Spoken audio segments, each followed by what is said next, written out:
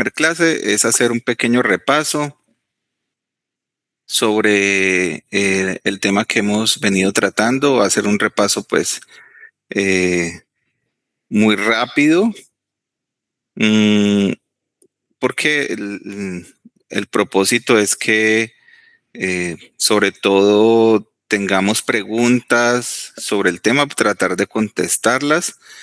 Y es bien importante que dimensionemos y conozcamos el tema de shock. ¿Por qué? Porque es un tema de constante presentación en nuestros servicios de atención. ¿Listo? ¿Alguno de ustedes ha tenido la oportunidad de ver videos, de revisar algún material adicional sobre el tema?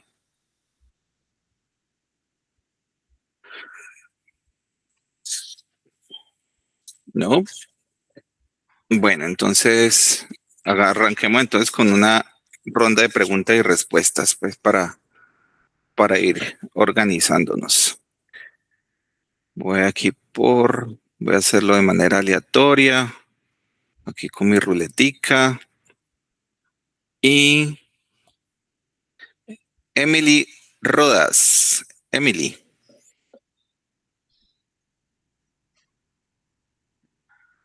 Emily no está en clase, ¿o sí está? Buenos días, jefe. Hola, Emily, ¿cómo estás? Bien, gracias a Dios. ¿Usted? Bueno, bien, gracias, Emily. Cuéntame algo. Para ti, ¿qué es el estado de shock?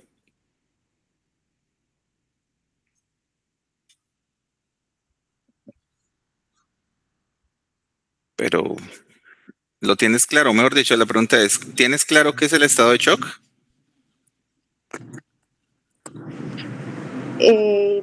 Sí, Entonces, dime qué es estado de shock.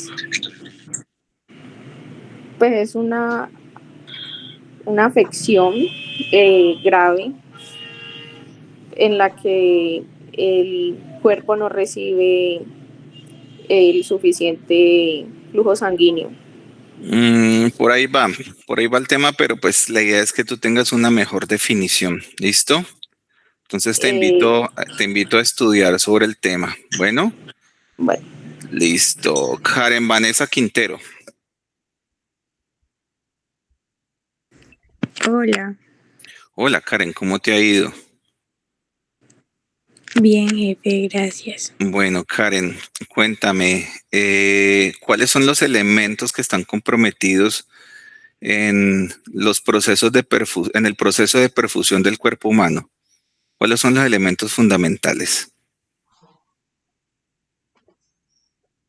Si falta alguno de ellos, no hay perfusión. No entendí, ¿cómo así?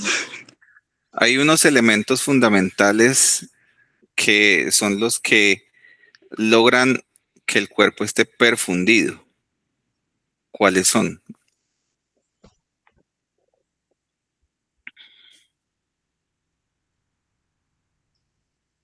¿Alguien le quiere ayudar? Jefe, es que no, era lo del volumen. Sí, ese es uno. El Ah, volumen ok. sanguíneo. La sangre es necesaria. ¿Qué más? El corazón, la bomba, La bomba, muy bien. los vasos Sí, los vasos. y ya no me acuerdo. Y se necesita un sistema de control. Un sistema que controle todo lo anterior. Bien. Ok, Bueno, voy haciendo simplemente preguntas y ya vamos a contextualizar de nuevo con la charla. Listo. Por aquí, eh, Michelle Dayana Gil. Presente. Michelle, ¿cómo va? Muy bien, profe, ¿usted? Bien, bien, gracias aquí. Listo. Michelle, una pregunta sencilla Sí. sobre el tema que hemos estado revisando. ¿Cuál es la fórmula del gasto cardíaco? La fórmula del gasto cardíaco Sí, es frecuencia cardíaca por volumen de eyección del ventrículo izquierdo. ok. ¿Y qué significa ese cuento del gasto cardíaco? Es la sangre que es capaz de bombear el corazón, por decirlo así, en un minuto. ¿Y cuánto debiera ser esa sangre, esa cantidad? De 3 a 5 litros, creo. Básicamente toda tu Toda la volemia, sangre que... toda Sí, tu volemia debe ser movida en ujú. ese minuto. ¿Listo? Bueno, entonces, Michelle, si Señor. alguno de esos sistemas se descompensa en esa fórmula, ¿qué tendrá que hacer el otro sistema? ¿Cómo? Bueno, entonces te voy a hacer una pregunta así sencilla. Si, por ejemplo, el volumen sanguíneo disminuye, ¿qué tiene que hacer el corazón para compensar? Aumentar la frecuencia. Muy bien, aumentar la frecuencia. Excelente. Por aquí le vamos a hacer una pregunta a Brinde Fernanda.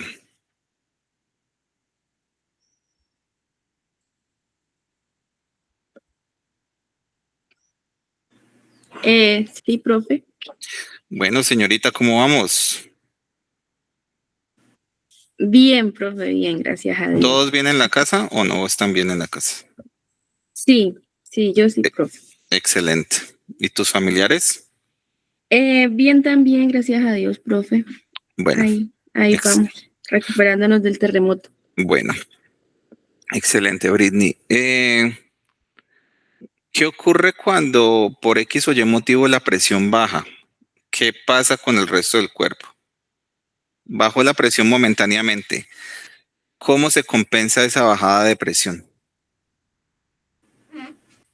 Pues ahí no es donde como me explico, o sea, donde se halla o sea, que la presión ya se enfoca más que todo en los órganos principales, como Bueno, que la sí, sangre, por decirlo así, sí, o sea, la presión arterial ya no queda como de manera periférica, sino que se va de manera sistémica.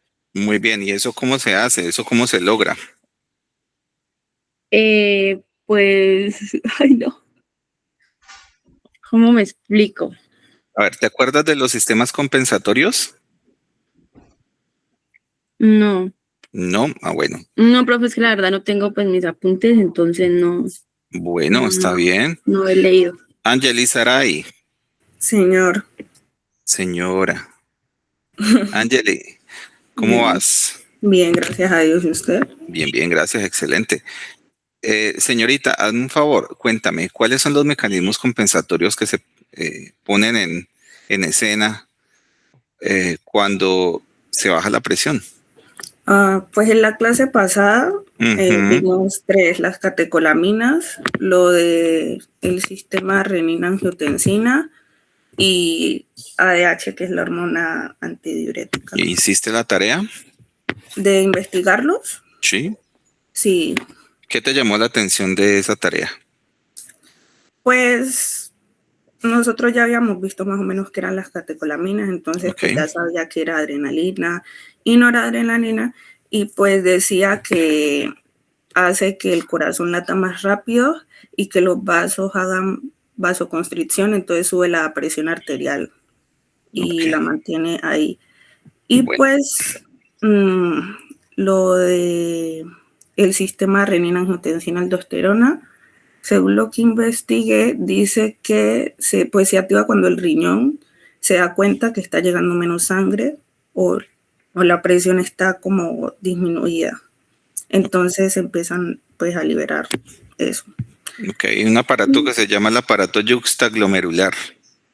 ¿Listo? Es importante que revises acerca de ese aparato yuxtaglomerular porque básicamente es dependiente de presión y es muy sensible a esos cambios. Entonces entran a jugar la renina. ¿Y qué hará la renina? ¿Tú sabes? ¿Investigaste? Mm, pues ella es la que inicia, ¿no? Hasta formar angiotensina 2. Bueno, listo, pues vamos a revisar un poco, a ser un poco más específicos en el tema. Voy a devolverme un poquitín, ¿listo? Un poquitín para que hablemos sobre lo que hace la compensación en shock. Voy a empezar ahí otra vez con revisar las fases.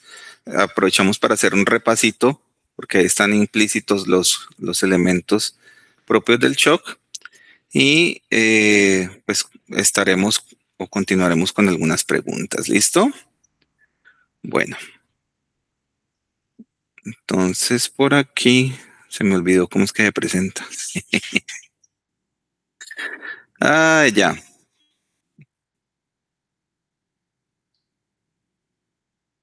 Listo.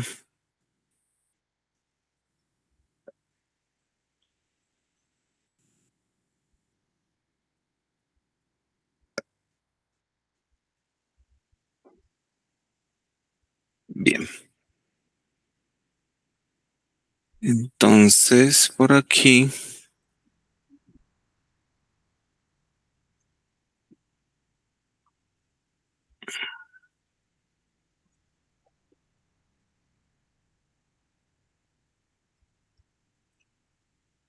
Bueno, ya me contarán si se les ve bien la pantalla en el momento que se detenga la pantalla o pase alguna cosa rara, inmediatamente me cuentan. ¿Listo?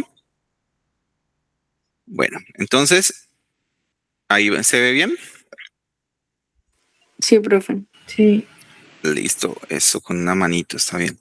Entonces, estábamos viendo cómo, pues, el estado de shock es un estado de hipoperfusión y ese estado de hipoperfusión básicamente altera el metabolismo de nuestras células y pasa de un metabolismo anaerobio a uno aerobio, ¿cierto?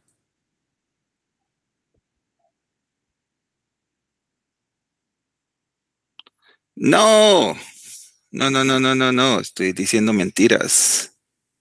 A ver, ¿quién me corrige? Es al contrario. Muy bien. Luna, ¿qué es metabolismo aerobio y qué es metabolismo anaerobio? Pues que el metabolismo aerobio necesita oxígeno, mientras que el anaerobio no. Ok, entonces recordemos que nuestro cuerpo funciona con un metabolismo que es de tipo aerobio. ¿Listo? Nosotros consumimos oxígeno.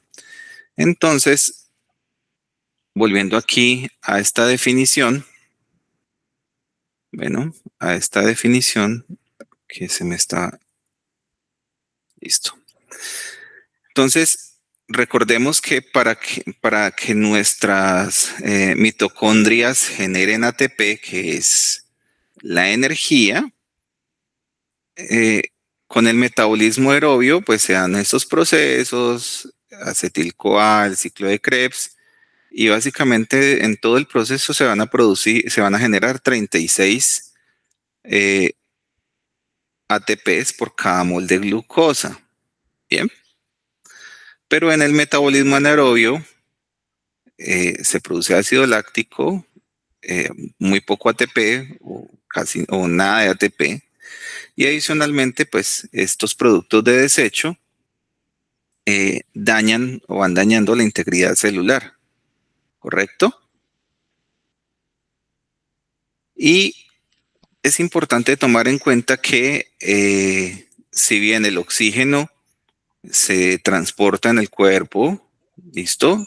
Nosotros somos muy sensibles a que ese oxígeno se mueva y que se pueda extraer y que se pueda llevar a las diferentes células. Y para eso necesitamos que un sistema circulatorio trabaje adecuadamente. Bien. Vimos esas formulitas. Gallomeros están un poco más atrás las formulitas. Vimos un poquitico lo que era presión sanguínea, gasto cardíaco, resistencia vascular sistémica. Recordemos de que la presión está relacionada con el gasto cardíaco y la resistencia vascular, ¿cierto? Pero también abrimos un poquitico esas ecuaciones y pensamos cómo la presión arterial está determinado pues por estos factores, pero estos factores a su vez están determinados por otros factores. Por ejemplo, el gasto cardíaco depende del volumen sistólico y la frecuencia cardíaca, pero el volumen sistólico también depende de que el miocardio tenga una adecuada contractilidad, pero también depende que le llegue un volumen adecuado, el volumen intravascular que pueda contener, ¿sí? Y también hablamos de la resistencia vascular periférica. Entonces, la resistencia vascular periférica, sobre todo mediada por nuestras arterias, ¿ok? Nuestras arterias, arteriolas finas. También dentro de esto vimos unos conceptos de precarga y de poscarga.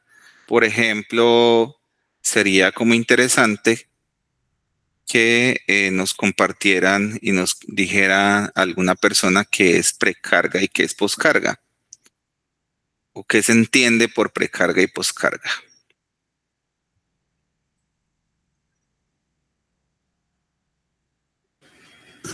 Pues, yo tengo entendido que la precarga como tal hace referencia como a aquella cantidad de sangre que se llenaba, creo que en el ventrículo antes de que se contrajera. No sé si estoy equivocada. Ok, listo. Mira, ahí Y dice, la precarga es la longitud inicial del músculo antes de la contracción. Es decir, el músculo está en sístole o está en diástole. ¿me repite? ¿El músculo está en qué? La precarga está definida como la longitud inicial del músculo, en este caso el miocardio, antes de la contracción. Todos se contraen, ¿cierto? La precarga, longitud inicial Sí. del músculo antes de la contracción, ¿ok? Ujú. Entonces, tú estás diciendo que la precarga hace referencia a lo que está llegando, ¿correcto? Sí, sí. ¿De dónde llega esa sangre? Estamos hablando del ventrículo izquierdo. ¿De dónde llega esa sangre? Mm, ¿de dónde llega la sangre? Sí, ¿de dónde llega la sangre al ventrículo izquierdo?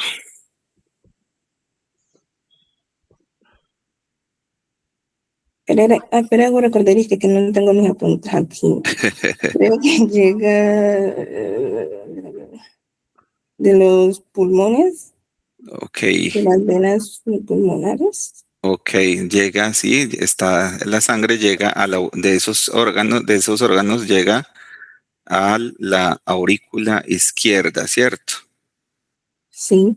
Y si vamos un poco hacia atrás, muy bien, están los vasos venosos pulmonares. Si vamos un poco atrás, están los pulmones. Y si vamos un poco más hacia atrás, están las arterias pulmonares. Si vamos un poco más atrás, está el ventrículo derecho, ¿cierto? Y si vamos un poquitico más, estamos hablando de la aurícula derecha. Y si vamos un poquitico atrás, estamos hablando de qué, Dayan. Mm,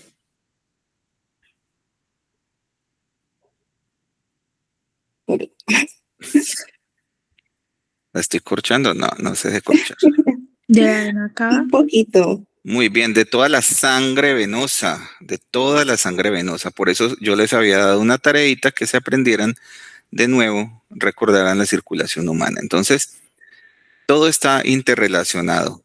Esa sangre que llega, esa sangre venosa que llega a la aurícula o a la cámara derecha auricular, pasa al ventrículo derecho.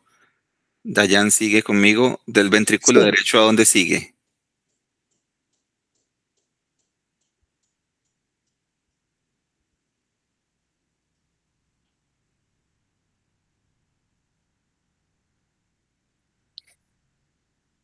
Ok. ¿Mm? Del ventrículo derecho, si no estoy mal, a la válvula pulmonar. Bien, Dayana. Sí, tiene que pasar por una válvula. Esa válvula es la válvula pulmonar. ¿Y de ahí para dónde sigue? Creo que a la arteria pulmonar y luego a los pulmones, si no Arterias estoy mal. pulmonares. Bien. Y luego de A ahí a los pulmones. ¿Y qué pasa en los pulmones, Dayan? Creo que es ahí donde la sangre ya se empieza como a oxigenar. Bueno, ahí se realiza un proceso de intercambio gaseoso. Gaseoso. ¿Sí? Ese proceso de intercambio gaseoso básicamente lo que hace es una sangre que llega muy cargada de CO2 y está recibiendo oxígeno desde los pulmones y hace el intercambio. Bueno, Sí, luego, después de que hace el intercambio, esa sangre va a retornar al corazón mediante los vasos que se llaman las venas pulmonares, ¿cierto? sí. Y luego de ahí creo que es que pasa la aurícula izquierda. Sí, pasa a esa cámara auricular izquierda, ¿ok? Y de ahí pasa al El ventrículo ventrículo izquierdo. izquierdo. Ok, entonces tomemos en cuenta lo siguiente. Si te estoy diciendo que el volumen de eyección del ventrículo izquierdo está en función de la precarga, que es la longitud inicial del músculo antes de la contracción, estamos diciendo que dependemos de toda esa cantidad de sangre que llega a la cámara cuando esté en diástole, ¿correcto? Ujú. Entonces ahí también entran a jugar los pulmones porque de allá viene esa sangre, ¿correcto? Es decir, Listo. que al final también ese sistema de la bomba derecha que bombea hacia los pulmones y de los pulmones que esa sangre que se oxigena y regresa a nuestro ventrículo izquierdo son los que determinan la precarga. Si ves lo complejo, una frase tan sencilla como se puede complejizar, todo lo que se Sí, tiene que conocer. Bueno, sí. no trato de corcharte, sino ayudarte a pensar. Listo, gracias, Dayan. Y luego Bueno, tenemos el concepto de poscarga. Entonces, ¿qué es la poscarga? Ahí está. la poscarga.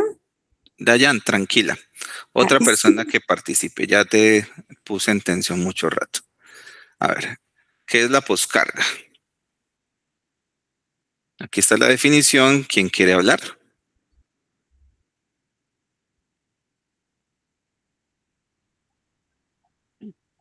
Empecemos con el rito de ocultismo. ¿Hay alguien allí? ¿Me escuchan? ¿Hay alguien en casa? Manifiéstate. Nadie se va a manifestar.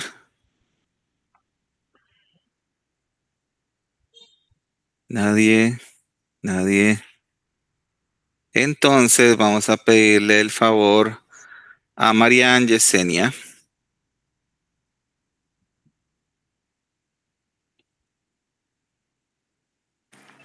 Buenos días, jefe. ¿Hay posibilidad de que le escriba? Es que estoy un poquito afónica. Ok, bueno, tranquila, no pasa nada. Entonces vamos a solicitarle el favor a Diego Alejandro. Dime, jefe. Diego Alejandro, explica cómo estás primero, cómo te fue, cómo va Bien, todo. bien, bien, bien, ¿Sí? bien. Ah, bueno, Todo, todo ready. todo ready. Vea, listo, muchacho. Entonces, explícame qué es la poscarga. Pues, jefe, pues, resumidas cuentas, el proceso de sístole, o sea, ya cuando el corazón, ya cuando el ventrículo como tal hace la contracción para así mismo poder vencer la fuerza de, de las válvulas y para así mismo poder distribuir la sangre por todo el cuerpo. Ok. Y esa poscarga, a ver cómo la entendemos. ¿Cómo así? ¿Cómo lo entendemos? Sí, claro. Ahí me está diciendo que es la presión o fuerza ventricular requerida para vencer la resistencia de eyección.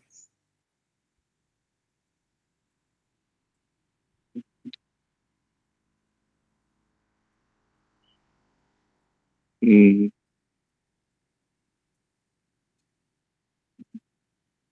Bueno, entonces recordemos, esa resistencia equivale a qué, amigo. a la presión arterial.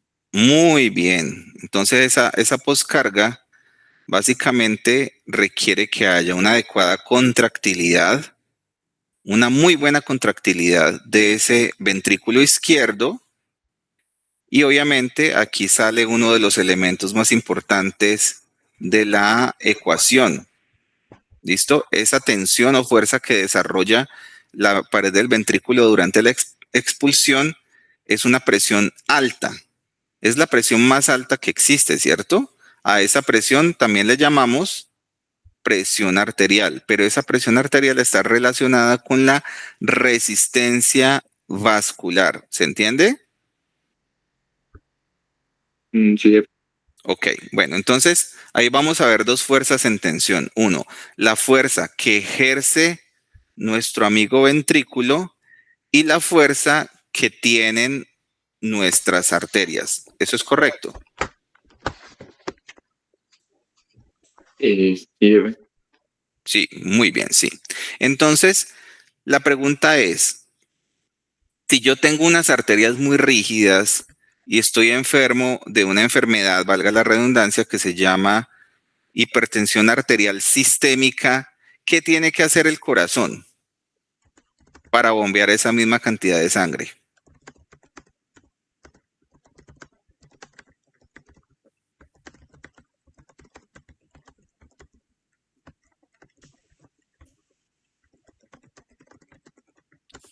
Diego. Jefe, me repite la pregunta. Si acá en la casa están haciendo arreglos y no le escuché bien la pregunta. Bueno, entonces la pregunta es, si la poscarga es la presión o fuerza que tiene que ejercer el ventrículo y esa fuerza la ejerce sobre la resistencia vascular sistémica, es decir, la fuerza arterial, ¿qué ocurre si una persona sufre de hipertensión arterial? Pues el corazón tiene que hacer más fuerza para poder romper la resistencia, porque pues en muchos casos la hipertensión arterial es porque hay alguna obstrucción, ya sea en los vasos. Entonces lo que tiene que hacer el corazón es aumentar la presión para poder vencer esta fuerza, y pues ahí también se ha afectado a los vasos más pequeños porque pues ellos no están como en la capacidad de mantener una presión tan alta. Ok, ¿eso qué quiere decir? Que al subir esa oposición, el ventrículo debe superar esa fuerza para abrir la válvula, para bombear el cuerpo. Entonces, a mayor esfuerzo cardíaco, puede ocurrir un proceso que se llama hipertrofia ventricular. ¿Listo? Ahí vamos aprendiendo un poco más. Hipertrofia ventricular. ¿Correcto? Bueno, Sí, jefe. listo. Entonces, tenemos elementos básicos de la ecuación y estuvimos viendo diferentes elementos que pueden alterar esa presión sanguínea. Por ejemplo, si disminuye la precarga, disminuye el volumen de eyección del ventrículo, y si disminuye el volumen de eyección del ventrículo, ¿qué disminuye? El gasto Gasto cardíaco. cardíaco. Gasto cardíaco. Y si disminuye el gasto cardíaco, pues disminuye la presión. Ojo, si aumenta la poscarga, pues va a disminuir el volumen de eyección del ventrículo izquierdo, disminuye el gasto cardíaco y disminuye la presión sanguínea. Si le colocamos al paciente un fármaco vasodilatador, quien disminuye es la resistencia vascular sistémica. Y si disminuye la resistencia vascular sistémica, pues va a disminuir la presión arterial sanguínea, ¿cierto? Entonces, al disminuir la presión sanguínea, pues, se puede establecer el estado de shock, el estado de hipoperfusión. ¿Ok? Entonces,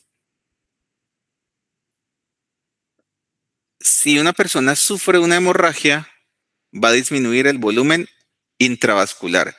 Si disminuye el volumen intravascular, desciende la precarga. Si desciende la precarga, ¿quién desciende?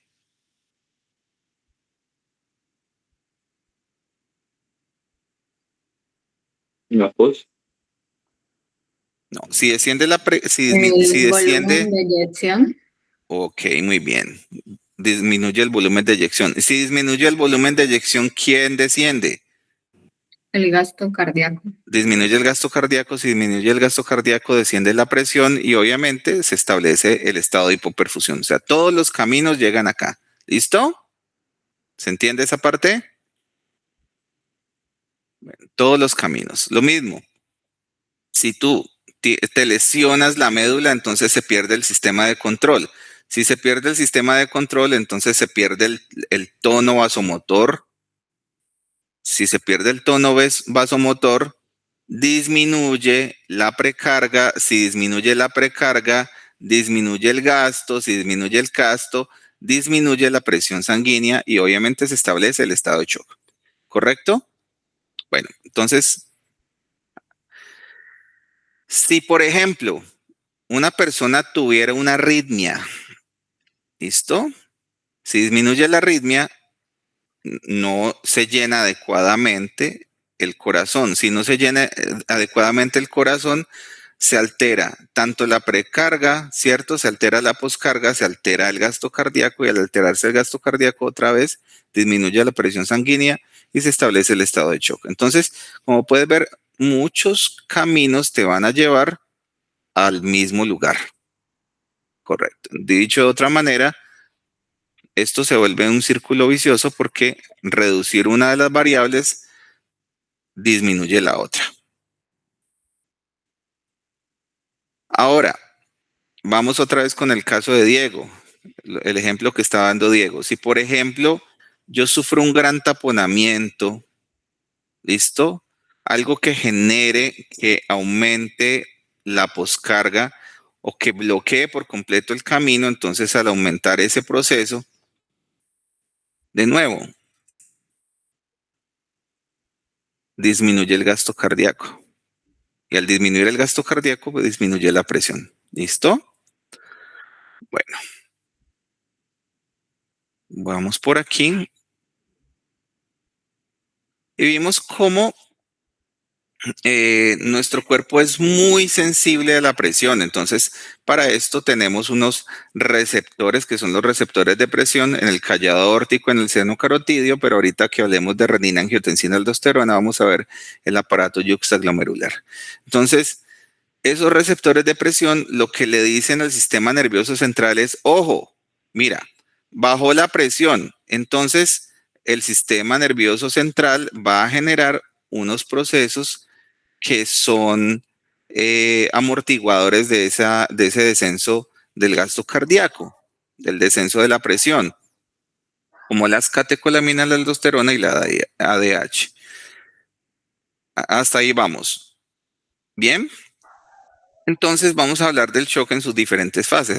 Ahí pues tres fases estudiadas que son el shock compensado, el descompensado y el irreversible.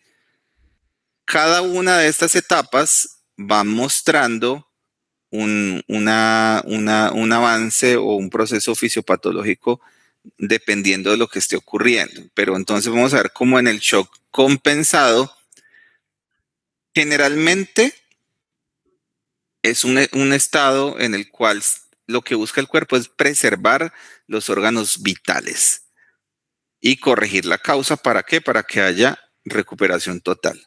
Aquí rápidamente se activan estos sistemas compensatorios y muchas veces ni siquiera nos damos cuenta que ha ocurrido el proceso. A ver, primer mecanismo compensatorio, el sistema nervioso central va a activar las catecolaminas, que por allá ya nos dijeron cuáles eran las catecolaminas. Cuéntenos a ver cuáles son las catecolaminas. Nos repiten. Adrenalina y noradrenalina.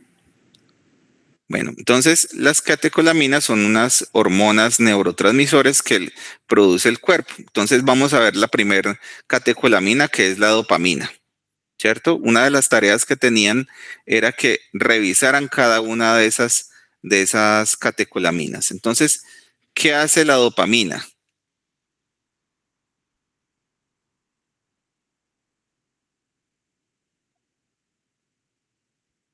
¿Quién se acuerda? Bueno, Ahí que seguirá la tarea, pero en algún momento se va a evaluar.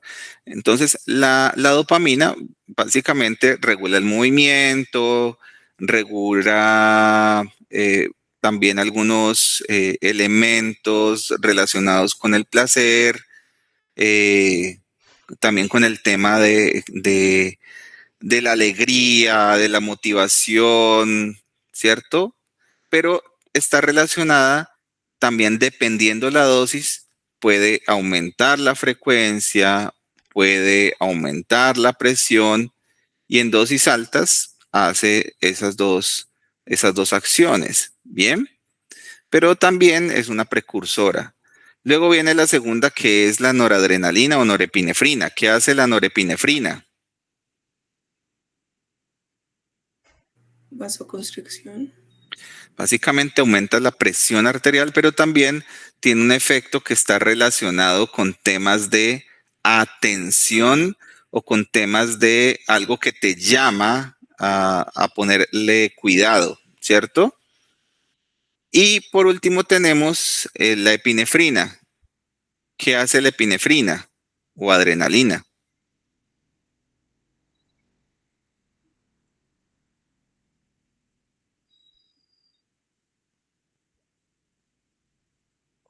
Aumenta la frecuencia cardíaca.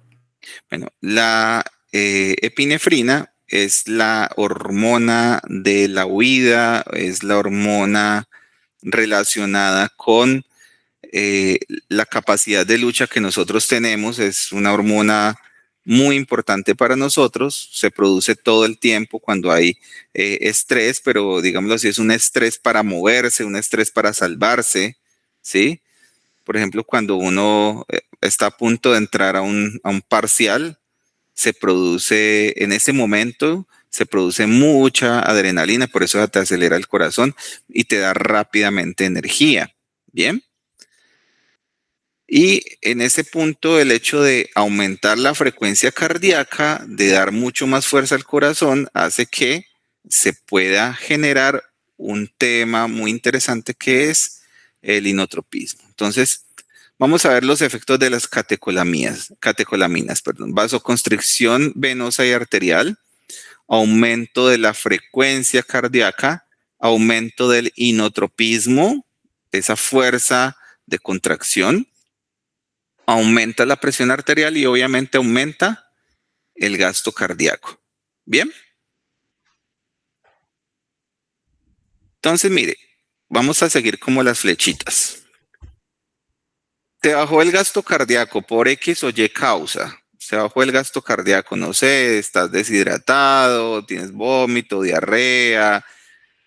Inmediatamente esos mecanismos compensatorios van a ser lo siguiente. Si se activan esas catecolaminas, va a haber vasoconstricción arterial. ¿De qué órganos? Principalmente los órganos no vitales. Por eso una persona cuando sufre un accidente, por eso una persona cuando la vemos llegando al servicio de urgencias porque está con disminución del gasto cardíaco, lo vemos pálido, ¿sí? Lo vemos tembloroso, lo vemos débil.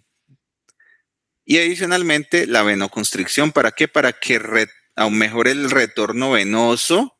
Y si mejora el retorno venoso, ¿qué aspecto va a mejorar? ¿La precarga o la poscarga?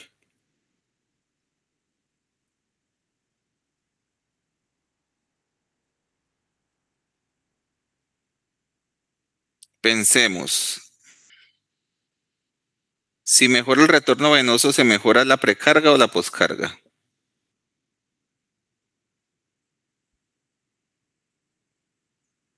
La precarga. Sí, no lo duden, la precarga. Recuerde que es todo lo que llega. Entonces, obviamente va a mejorar el llenado ventricular y mejorar la capacidad o ese líquido que está llegando al ventrículo. ¿Qué manifestaciones tenemos en este tipo de pacientes? Entonces, la frialdad, la palidez cutánea, la debilidad muscular, la oliguria, la disfunción gastrointestinal y obviamente, al desviarse el flujo sanguíneo, se preserva la circulación cerebral coronaria y también la circulación renal inicialmente. ¿Ok?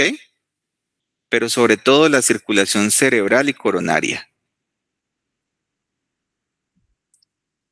Bueno, a propósito, ¿quién me responde? ¿De dónde viene la circulación coronaria? ¿Alguien sabe? Sin buscar en internet, alguien que lo sepa. ¿Alguien lo sabe o no lo sabe nadie? No. ¿No? Ah, ¿De la aorta? muy bien, de la base de la aorta, de dos lugares muy específicos que se llaman los senos de...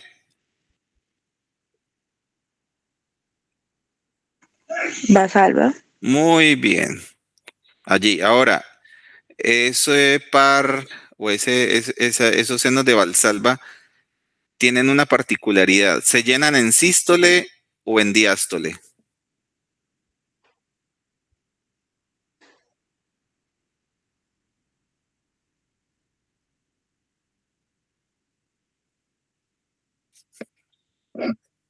¿Mm?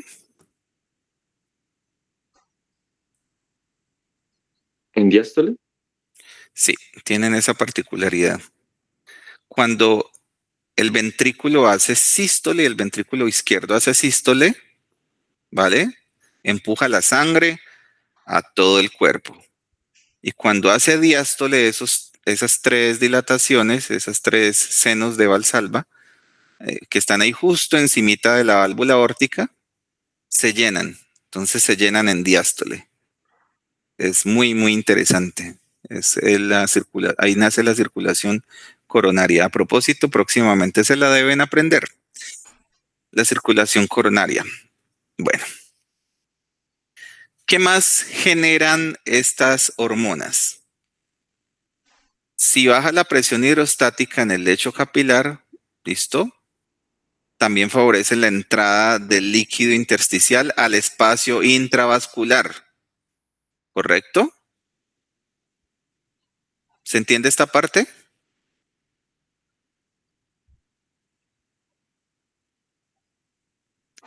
Básicamente, ¿qué logramos también con las catecolaminas? Hacemos que toda esa sangre que está en el espacio intersticial se meta al espacio intravascular. Y como ya tenemos un efecto por acá de mejorar el retorno venoso, entonces mejora el retorno venoso, la precarga y obviamente mejora el gasto cardíaco.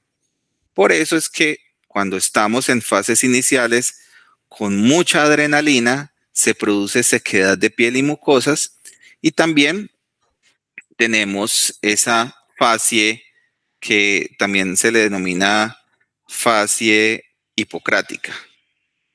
Vamos a buscar por aquí una imagen de esa fase hipocrática. Es como cuando vamos a buscarlo por acá. Busquemos una fase hipocrática pues para que la vean ustedes. Es muy particular. Parece que un estudiante cuando se le hace una pregunta. Una fase hipocrática. ¿Listo? Ah, verdad que no estoy presentando esa parte. Presentar otra cosa.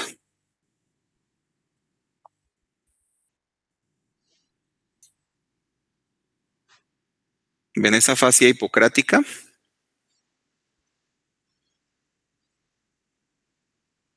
Fases así. Esa es una fase que básicamente nos llama la atención. Ese tipo de fases se dan en personas que están en shock, pero también es una persona que está deshidratada, es una persona que ha tenido hambre excesiva, es una persona que está desnutrida, o también es una persona que está muy adrenal, una persona que está hipotensa, ¿sí? Esa fase nos debe llamar mucho la atención porque se ve eh, eh, en muchas situaciones clínicas. ¿Ustedes se acuerdan en semiología?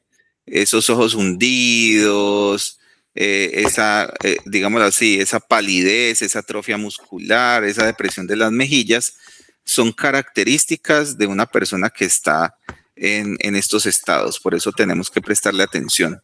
Así se manifiestan los pacientes. ¿Los han visto alguna vez así? ¿No? ¿Nunca?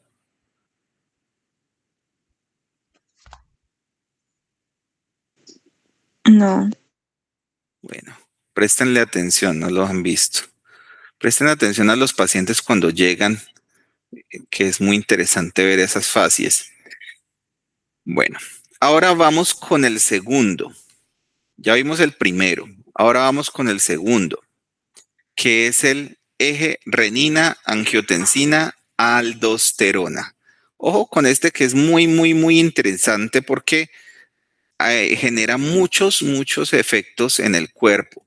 Es una cascada, es una sucesión de reacciones químicas que tienen efectos muy importantes. Entonces, vean, cuando se baja el gasto cardíaco, obviamente se sensa que bajó la presión, inmediatamente nuestro sistema regulador, nuestro sistema nervioso, va a activar esos mecanismos compensatorios, en este caso en el riñón. Lo primero que tenemos es la renina. ¿Listo? ¿Qué es la renina, amigos? Que también era una tarea que tenían pendiente.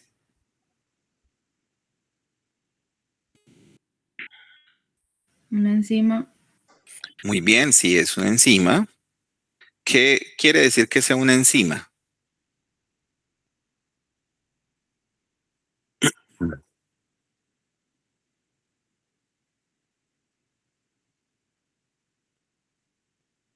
¿Mm? También es una enzima que básicamente destruye el angiotensinógeno. ¿Listo? El angiotensinógeno. ¿Ok? También le podemos llamar angiotensinasa porque es una enzima. Entonces, el angiotensinógeno es degradado por la renina que está producida en el riñón. Entonces, esa angiotensina, esa angiotensinasa destruye el angiotensinógeno y como producto de esa degradación se produce la angiotensina 1. ¿Ok? ¿Sí se entiende esa parte? Angiotensina 1. ¿Qué hará la angiotensina 1? ¿No? Bueno, mira, la angiotensina 1 es hidrolizada o es también degradada por esta otra enzima, que es la enzima convertidora de angiotensina, o también la llamamos como. ECA. Muy bien, la ECA, ¿ok? La ECA. Y se forma otra hormona que es un péptido muy poderoso, un péptido vasoactivo que es la angiotensina 2.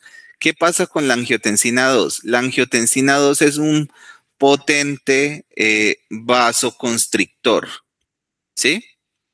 Entonces, al ser un vasoconstrictor, aumenta la resistencia de los vasos, ¿ok?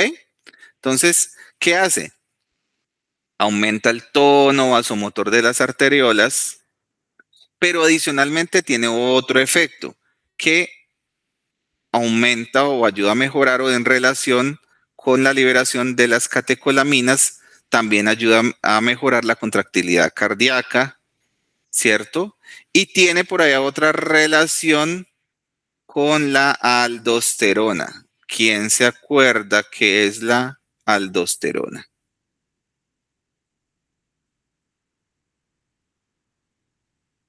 ¿No es la que retiene sodio y agua?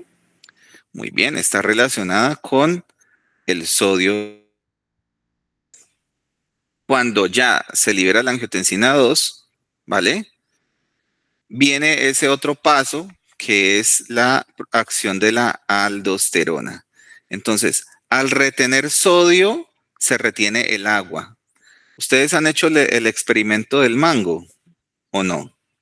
Del mango verde, del mango biche. No. Bueno, Ustedes lo que pueden hacer es toman un mango biche y déjenle caer unos granos de sal. ¿Qué va a pasar al rato? ¿Alguien alguna vez lo ha visto?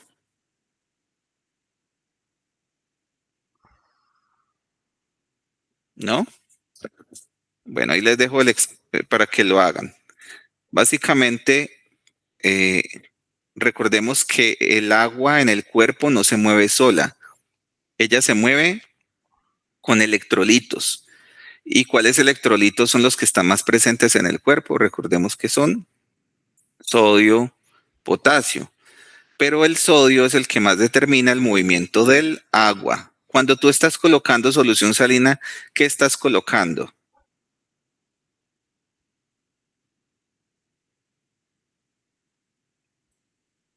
¿Alguna vez han administrado solución salina, chicos?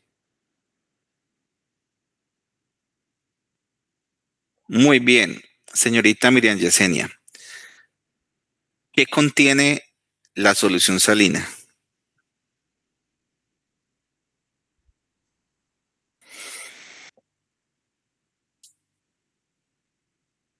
Contiene agua con cloruro de sodio. El sodio no está solo en la naturaleza. Bueno, está solo en su forma metálica, que es muy inestable, pero contiene cloruro de sodio. NaCl, agrégale a esa fórmula NaCl, cloruro de sodio. Y el cloruro de sodio que usamos todos los días en la comida siempre se va a mezclar con algún tipo de líquido, se mezcla con los líquidos rápidamente. Por eso, si yo a un mango biche le agrego unas goticas de unos granitos de sodio, de cloruro de sodio de sal, ¿qué va a pasar? Inmediatamente al rato se va a llenar de líquido. ¿Por qué? ¿Dónde está el sodio? ¿Dónde está el agua? ¿Para dónde va el agua? ¿Para dónde está el sodio? ¿Ok? Eso por favor nunca lo vayan a olvidar. Entonces, ¿qué pasa? Si retiene sodio, también retiene agua. ¿Y esa agua para dónde se va? Se va para los vasos. Y si se va para los vasos, obviamente va a mejorar el gasto cardíaco. ¿Se entiende esa parte?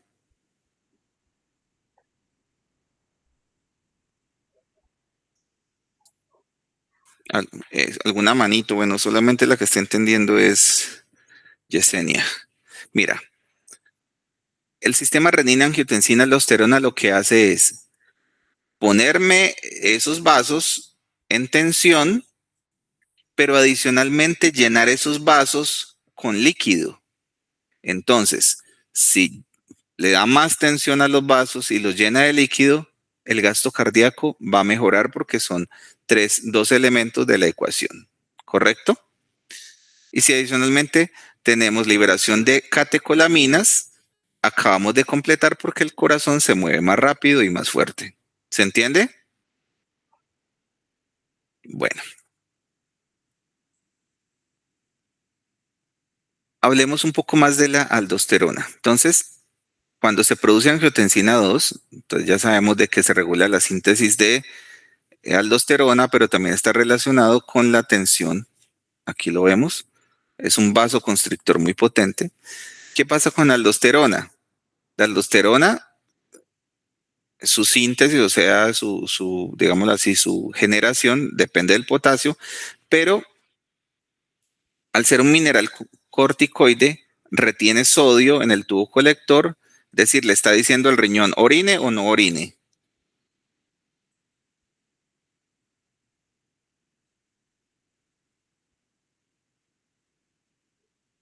Que orine. No, está diciendo lo contrario. Está diciendo, riñón, no orine, por favor, me retiene sodio y cuando me retiene sodio, me retiene líquido. ¿Se entiende? Retenga sodio, retenga agua. ¿Para dónde se va el agua?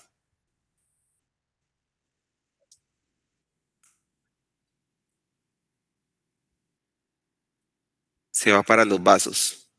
Vuelvo y repito, la aldosterona básicamente es un mineral corticoide. Lo que hace es retener sodio en el tubo colector, es decir, allá en la nefrona. Entonces, al retener sodio retiene agua y si retiene agua, eso se va a ir para los vasos y se va a ir, obviamente, a mejorar el gasto cardíaco. Siempre pensemos en los elementos básicos de la ecuación. Recordémoslo, tenemos la bomba, tenemos los vasos, tenemos el volumen y tenemos un sistema de regulación. Bueno. Ahora, tenemos otra protagonista que es la vasopresina o también llamada hormona antidiurética.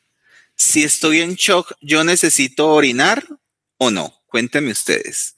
¿Qué tan importante será orinar cuando uno está en shock? ¿Qué tan importante es para el cuerpo orinar cuando está en shock?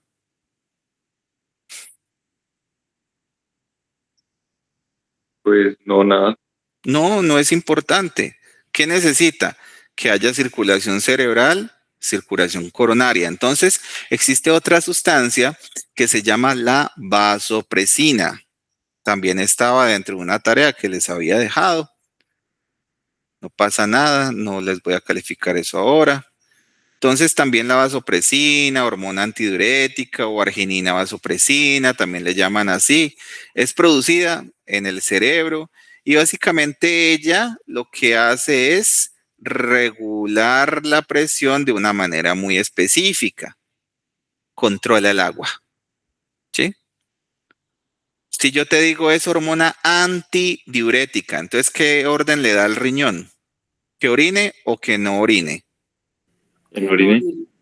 Que no orine, antidiurética. Entonces le está diciendo aquí a unos receptores B1, le dice al riñón, riñón, no orine. Y si no orina, ese líquido ¿para dónde se va a ir?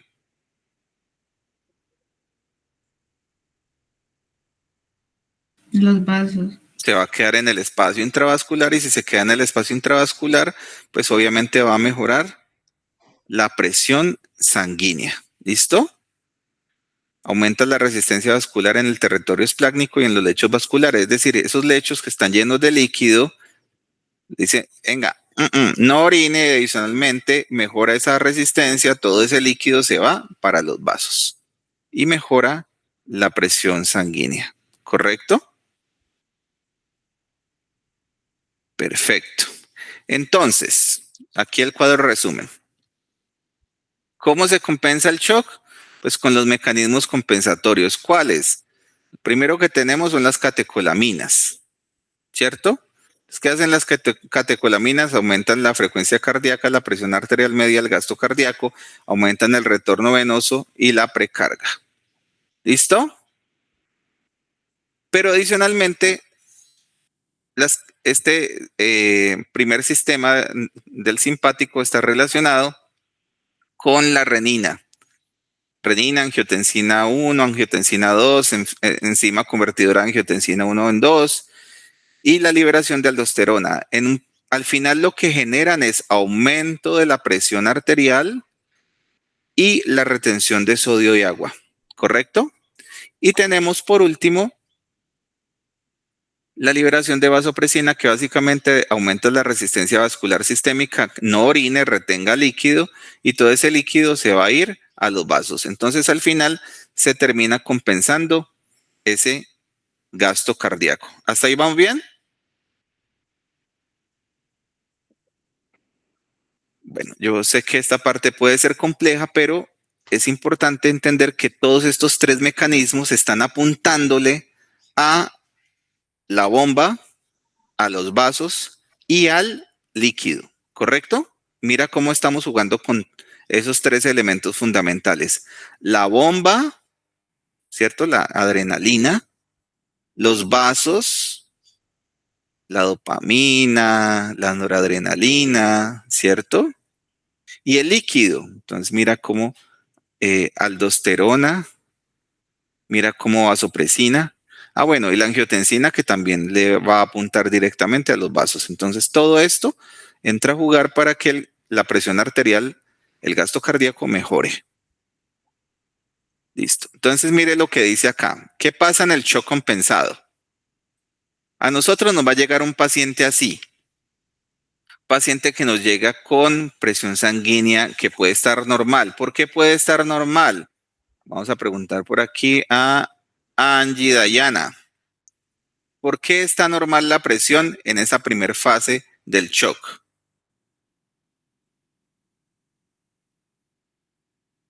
Hola, profe. Hola, ¿qué más? ¿Cómo estás?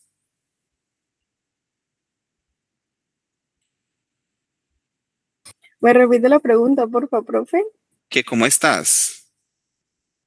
Muy bien, gracias a Dios. Bueno, listo. ¿Por qué una persona que llega al servicio de urgencias, que llega en estado de shock, pero llega en shock compensado, generalmente la presión sanguínea es normal? Pues, profe, pues porque como está en la fase compensada, el organismo pues todavía está activando esos mecanismos compensatorios que mantienen la presión arterial. Ok. ¿Y cómo esperarías encontrarte a esa persona? Mm, con el gasto cardíaco disminuido. Bueno, recuerda que lo que buscas con esos mecanismos compensatorios es regular el gasto cardíaco. Pero ¿qué signos encontrarás en ese paciente? Según lo anterior, según los mecanismos compensatorios. ¿Listo? Piensa en los mecanismos compensatorios. ¿Cómo encontrarás a ese paciente? Con la frecuencia cardíaca elevada. Entonces lo encontrarás taquicárdico, lo encontrarás con la presión arterial aumentada. ¿Qué más? mm, con alta contractibilidad. Y ¿Orinará o no orinará? no, No va a orinar, no se va a poner a orinar. ¿Lo encontrarás frío o lo encontrarás caliente al tacto? yo creo que está frío. Frío, muy bien. ¿Cómo estarán las mucosas? Pues las mucosas de pronto secas o pálidas. Secas. ¿Vale? Recuerda todo esto porque así es como vamos a encontrar al paciente. Mire, paciente vasoconstreñido, paciente pálido, paciente frío, fase hipocrática, débil, oligúrico, taquicárdico. ¿Listo? Piel y mucosas secas. ¿Correcto? Bueno, gracias. Entonces, mire, esa inicial compensación hace básicamente lo que busca es que mejore el gasto cardíaco y mejorando ese gasto cardíaco, pues compensar esa inicial acidosis metabólica, que es lo que está pasando, ¿vale? Por ese metabolismo anaerobio. Aquí, muchachos, lo que se necesita es una persona que tenga muy buen ojo clínico. ¿Quiénes son los que hacen triage en urgencias? Cuéntenme.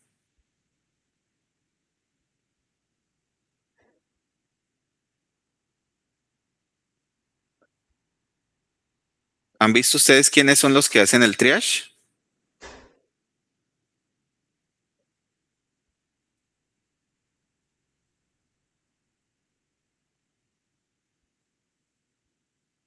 ¿No? Bueno, generalmente los que hacemos el triage somos los enfermeros, ¿listo? El personal de enfermería, ¿sí? Los mal llamados jefes. Los profesionales de enfermería son los que hacemos el triage. Entonces, ¿qué signos tendremos que mirar en el paciente? Pues todos los anteriores. Si usted detecta esos signos clínicos, si usted detecta la falla, si usted detecta la causa del shock, básicamente uno puede trabajar muy rápidamente con el paciente y ese paciente puede tener un buen pronóstico. Si yo encuentro un paciente que está taquicárdico, que tiene una presión arterial como al límite, lo encuentro seco, bueno, yo encuentro ese paciente con esas características, yo tengo que buscar la causa. ¿Cuál causa? Cualquiera de las que hemos nombrado. El paciente tiene una hemorragia, el paciente tiene un taponamiento cardíaco, el paciente tiene ascitis, el paciente ha tenido diarrea. Bueno, todo esto lo tenemos que revisar. Ahora, si esto no se detecta a tiempo o no se corrige a tiempo, si no se corrige a tiempo la causa, entonces entramos en shock que se llama descompensado. ¿Listo? ¿Qué ocurre aquí en esta fase? Si esos mecanismos no son suficientes, si no se halla la causa y se corrige a tiempo, ¿qué va a pasar? Esos mecanismos fallan. Entonces se disminuye el flujo de sangre a los órganos vitales. ¿Cuáles órganos vitales? En este caso, cerebro, corazón.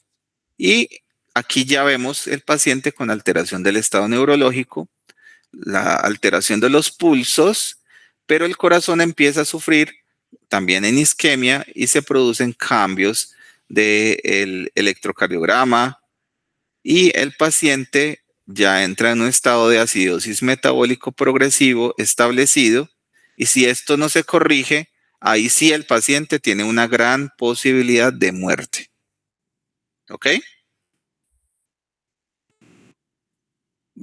Ahora, por favor, revise y lea estos signos de hipoperfusión periférica, por favor. ¿Listo? Revíselos. Por favor, léalos.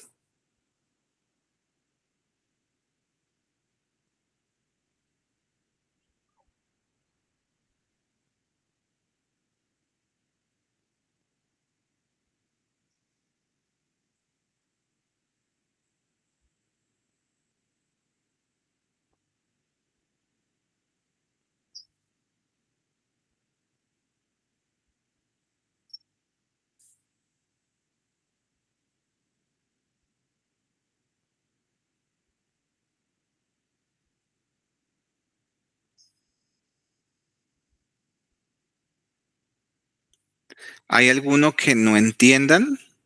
Por favor, ¿hay algún signo que no se entienda?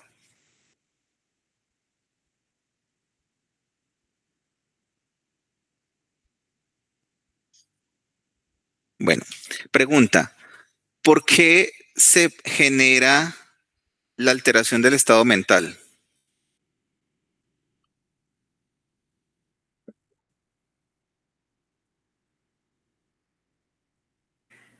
Porque no hay una buena perfusión cerebral, tal vez. Muy bien, una. Dos, ¿por qué más?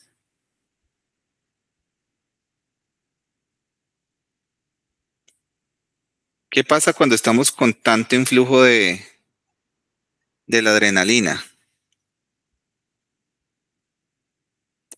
No es tanto por los nutrientes, sí está relacionado con los nutrientes, pero el principal nutriente, digámoslo allí, o la principal sustancia es el oxígeno, ¿vale? La adrenalina también genera un estado de inquietud y agitación. O sea, dependiendo en el estado de que se encuentre, se puede producir la inquietud y agitación o puede producirse la obnubilación, estupor y coma. El paciente llega agitado, inquieto, está iniciando, pero ya cuando nos llega así obnubilado, estuporoso, comatoso, muy somnoliento, ya nos llama más la atención, ¿correcto? Bien, hipotensión arterial, ya sea una sistólica menor a 90, una media que está por debajo de 70, ya una media de 60, ya lo empieza a preocupar a uno mucho. Otros,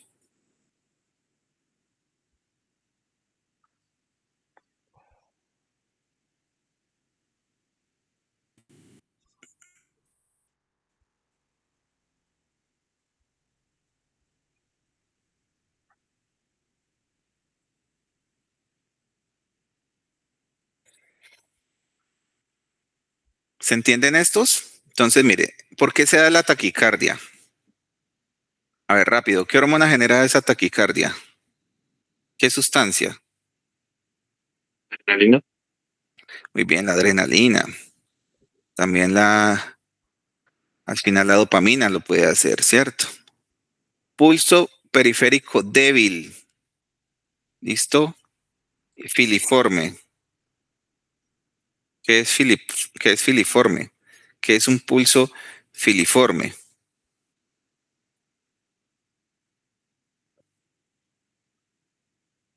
¿Mm? Pulso débil. Es un pulso débil, es un pulso que se siente como un hilo, ¿vale? Pulso débil, filiforme, es un signo de alarma. Está diciendo aquí, se está bombeando muy poquita sangre. ¿Listo? Taquipnea. ¿Por qué hay taquipnea?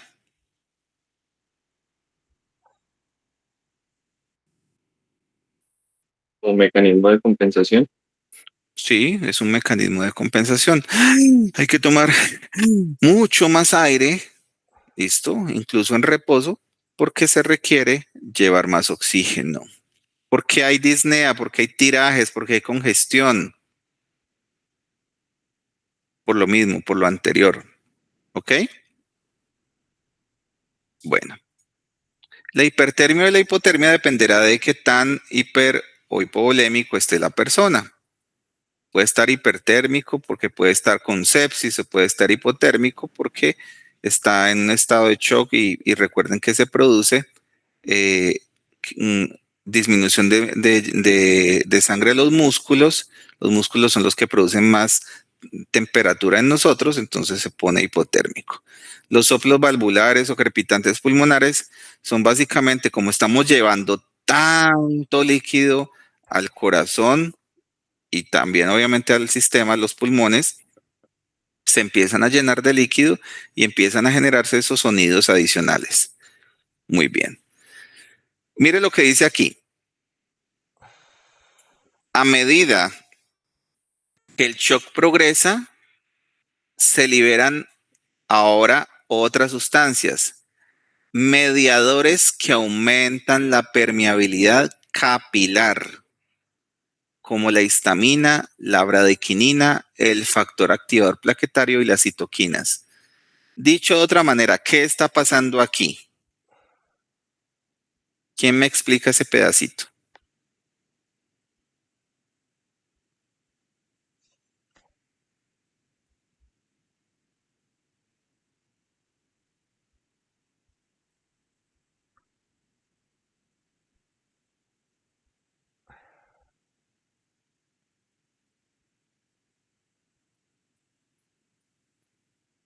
Bueno, entonces, vea chicos, ¿qué ocurre?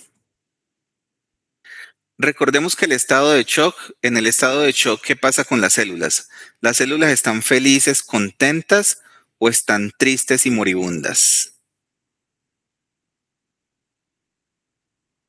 Bueno, si las células tuvieran sentimientos. ¿Las células cómo están? ¿Están siendo agredidas y están moribundas o están muy vivas y llenas de energía? Cuéntenme a ver.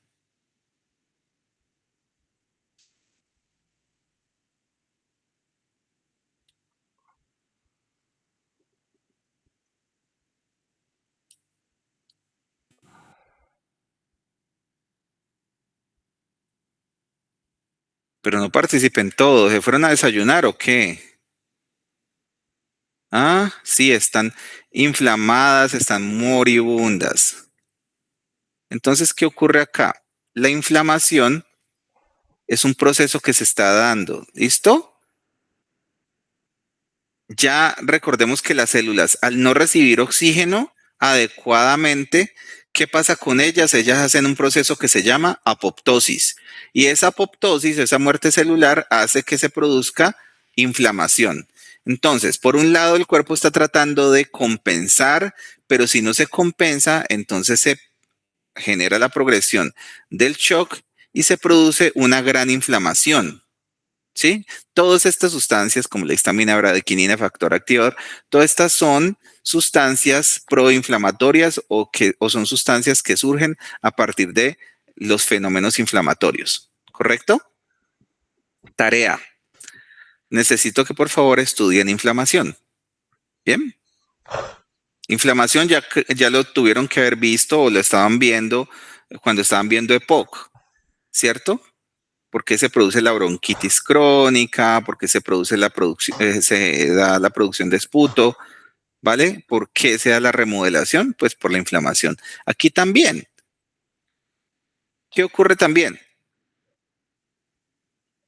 Estas sustancias forman trombos, mire aquí, forman trombitos, pero también se forman agregados de neutrófilos. Recuerden que los neutrófilos, ¿qué son?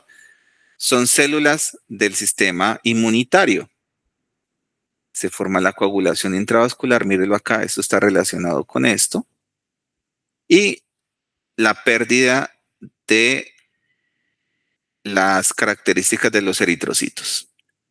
Bien, aquí estamos viendo un fenómeno inflamatorio grandísimo.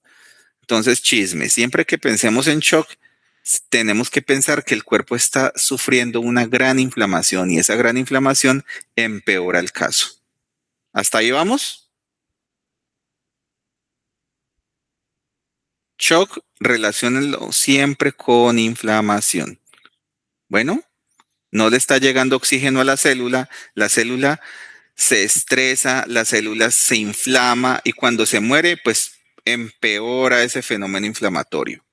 Acuérdate que ella se muere es porque no le llega oxígeno, entra en apoptosis.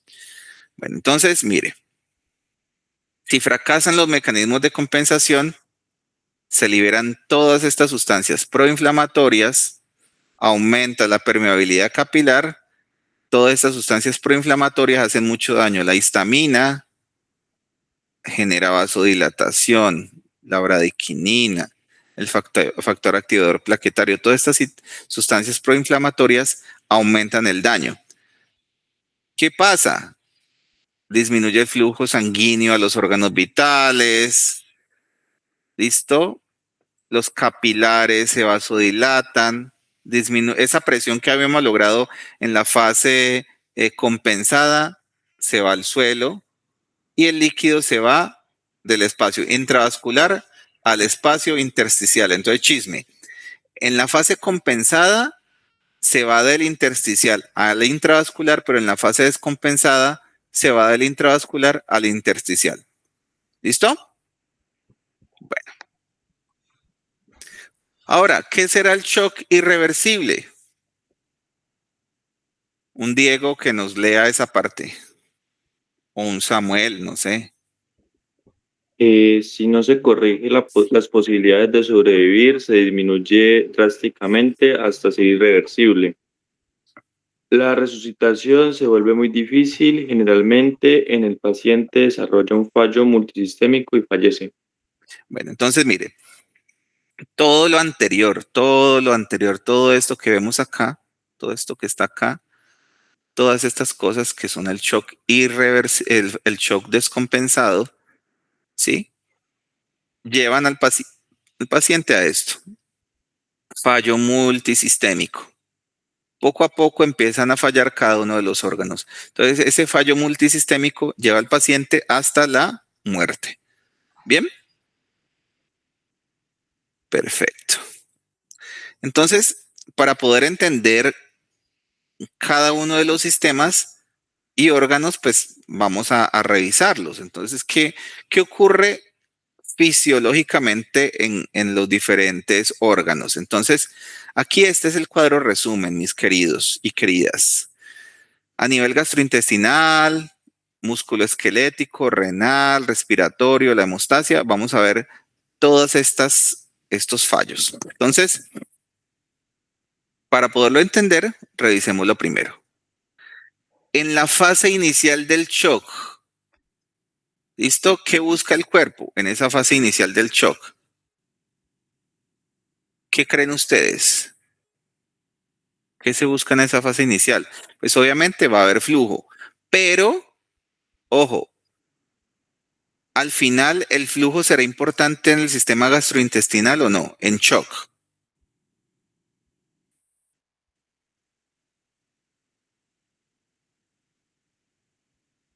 repito la pregunta, en la fase inicial del shock, ¿yo tengo que mandarle sangre aquí al sistema digestivo o no?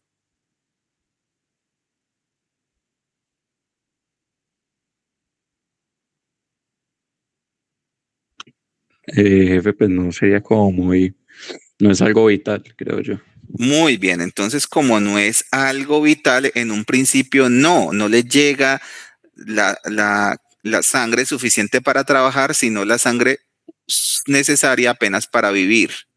¿Ok? Entonces hay disminución del flujo. Únicamente como para, digámoslo así, para mantener los motores encendidos, pero no están trabajando.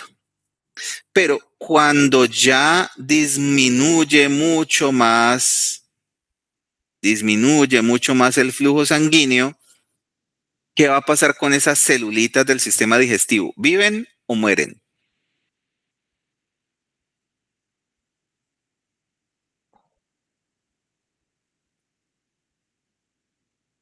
¿Ustedes qué dicen?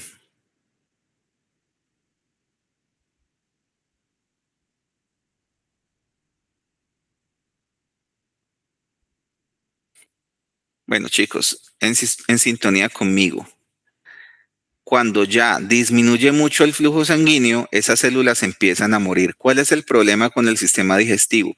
Que es un sistema muy delicado. Un pedacito que empieza a morir, se extiende la necrosis. Entonces, ¿qué pasa? A medida que van muriendo células del sistema digestivo, se produce un fenómeno que se llama la ruptura. Aquí está, la ruptura de la barrera intestinal. Bien, importante. Esa ruptura de la barrera intestinal tiene un efecto bastante grande. ¿Qué hay dentro del sistema digestivo? Samuel, ¿qué hay dentro del sistema digestivo? Jefe, el ácido estomacal, el bolo alimenticio, también está la parte ya de desechos. Hay bacterias también. Todo lo anterior que dijiste está bien, pero hay bacterias. ¿Y cuál es el problema? ¿Esas bacterias dónde viven o dónde tienen que vivir, Samuel? Jefe, adentro del sistema, dentro de la parte intestinal, de la parte estomacal. Ok, tienen que vivir dentro de estos órganos. Pero si se rompe esa barrera, todas esas bacterias y sus toxinas, ¿para dónde se van? Mírelo acá.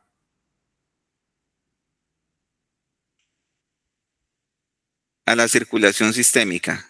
Samuel, ¿qué ocurre donde se le metan esas bacterias y sus toxinas a la sangre? Una sepsis, jefe. Sepsis. Y al final terminas en un fallo multisistémico. ¿Vale? Por eso el shock mira todo lo que hace. ¿Qué más ocurre? En un principio hay vasoconstricción esplácnica, es decir, todo este es el lecho esplácnico. Cuando hablemos de el lecho esplácnico, estamos hablando de este sistema. ¿Listo? Entonces, ¿eso qué va a hacer? Pues, como les decía anteriormente, disminuye la motilidad gastrointestinal, hay hilio paralítico, la mucosa no absorbe. Aquí solamente está el motor encendido, pero no funciona. Entonces, otra cosa. Aquí tenemos un órgano que es el páncreas. Recuerde que el páncreas nos ayuda a nosotros en la liberación de insulina y glucagón. Pero cuando el páncreas no recibe suficiente sangre, no funciona adecuadamente, entonces se produce un factor que se llama el factor depresor miocárdico. Otra embarrada. En un principio el hígado, recuerde que el hígado es una reserva de glucógeno muy grande, entonces va a producir glucógenolisis y neoglucogénesis, perdón. ¿Para qué? Para que el cuerpo tenga la suficiente cantidad de glucosa para funcionar. Entonces, en un principio, esas hormonas, ¿listo? De la fase compensatoria producen hiperglicemia. Pero cuando ya el paciente no tiene más reservas, el sistema digestivo no está funcionando, ya el paciente entra en un estado de hipoglicemia. ¿Cuál es el problema? que cuando estamos en hipoglicemia, pues afectamos mucho más el funcionamiento de la célula. Por otro lado, hay unas sustancias que se están produciendo en estado de shock, que son puras sustancias de desecho, y esas sustancias de desecho se tienen que metabolizar en el hígado. ¿Cuál es la principal sustancia de desecho que se está generando en shock? Vamos a ver quién nos responde. Isabela Moreno. ¿Cómo, profe? ¿Cuál es la principal sustancia de desecho que se produce en shock? Sustancia de desecho me dijo, es que se cortó. Sí, ¿cuál es la principal sustancia de desecho que se produce en shock?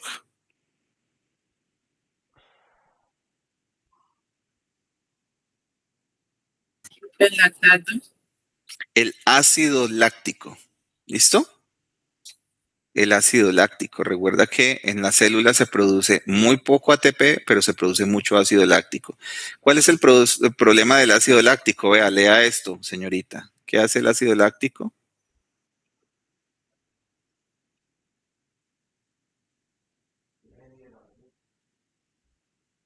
Isabela.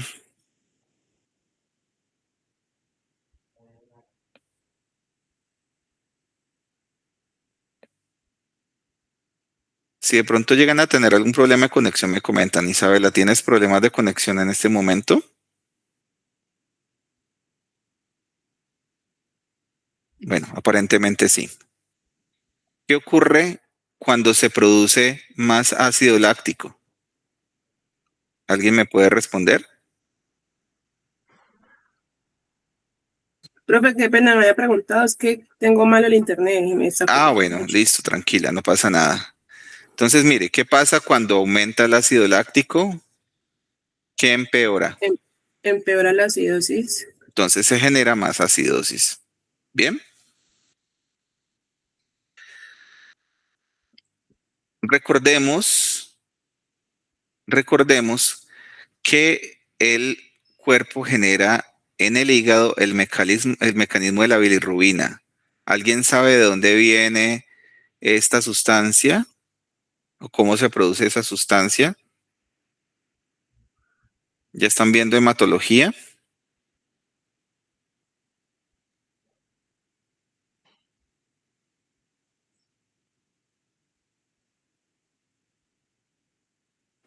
Vienen de los glóbulos rojos. De la muerte de los glóbulos rojos. ¿Listo? Sí. De la muerte de los glóbulos rojos. Es una sustancia de desecho. ¿Listo?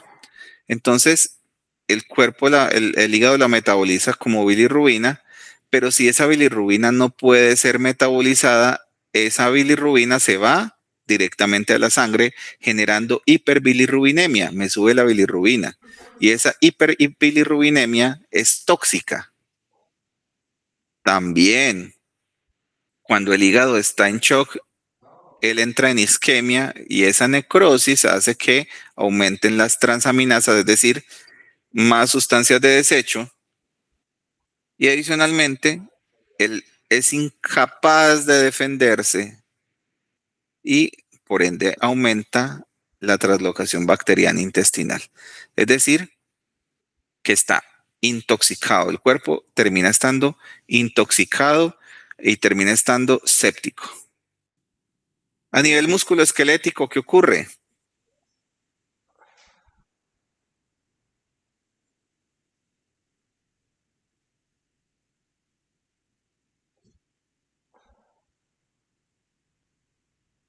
¿Se acuerdan de esa primer clase donde yo les decía de dónde podíamos obtener energía?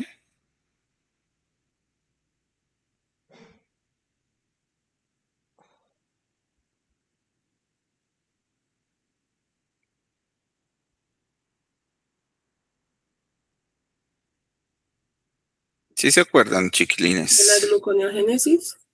Bueno, esa es una. Pero también nosotros podemos obtener energía a través del catabolismo de las proteínas. Recuerden que las proteínas es un gran sustrato energético. Entonces, en un principio, el cuerpo empieza a generar catabolismo de las proteínas para sacar energía. pero ocurre un fenómeno y es que recordemos que yo le voy quitando poco a poco la sangre al sistema musculoesquelético, porque en la fase inicial del shock yo no necesito moverme, en ese shock descompensado yo no necesito moverme, ¿cierto? Entonces el músculo también se torna isquémico. ¿Cuál es el problema? Nosotros, los músculos, son nuestra principal capa productora de energía y de calor, ¿sí? Entonces, esa capa productora de energía y de calor isquémica, pues produce mucho más ácido láctico. Por ahí ahorita Yesenia estaba diciendo de que el ácido láctico produce dolor. Sí, efectivamente, a nivel muscular, cuando tú haces mucho ejercicio y se produce ácido láctico, hay rotura de estas fibras, pero también hay producción de ácido láctico que se acumula. Entonces uno siente como que le quema, como que le da un poco de dolor, ¿cierto? Entonces, ¿cuál es el problema acá?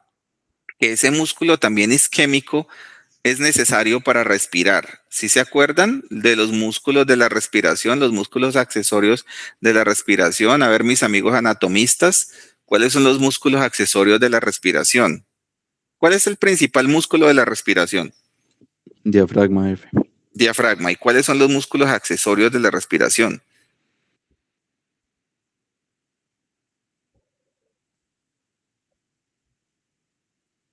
No sé. Daniela, ¿cuáles son los músculos de la respiración? Daniela Zuluaga. Por ahí ya le están ayudando. Intercostales, Muy bien. ¿Cuáles otros? esternocleidomastoideo. Te puede ayudar, sí. em, ¿Y en la espalda no hay ninguno que te ayude para respirar? Escaleno. Sí.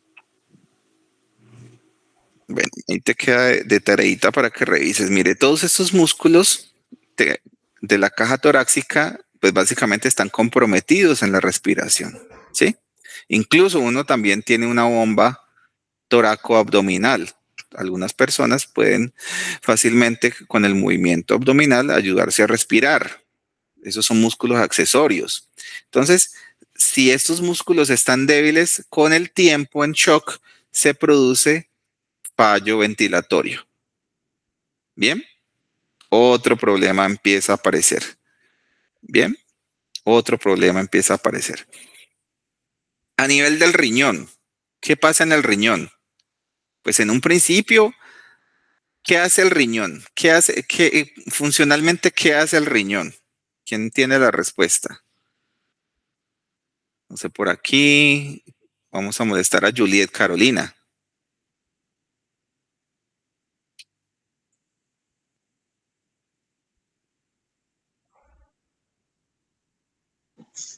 Sí, profe.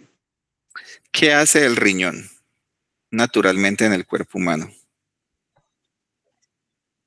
Pues, pues es el de filtrado, ¿no?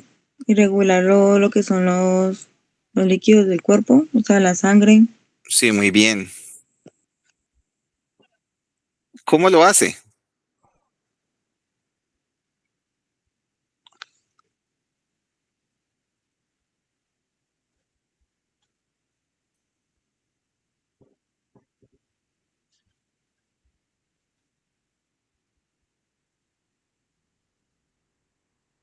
Tú fuiste esta mañana, ¿cierto? Al baño. ¿Qué produciste? Pues orina. Orina. Entonces, ¿qué hace el riñón? El riñón orina.